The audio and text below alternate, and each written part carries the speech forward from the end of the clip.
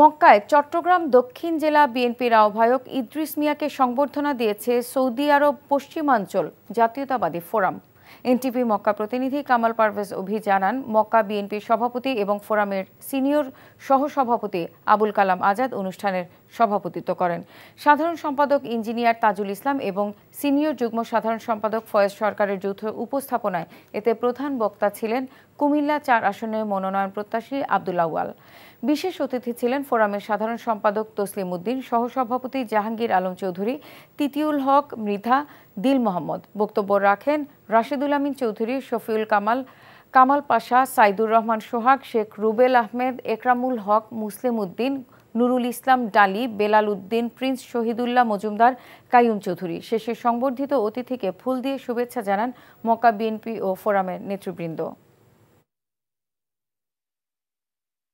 Bundle থাকলে প্রতি সেনমানিতে টাকা বাঁচবে।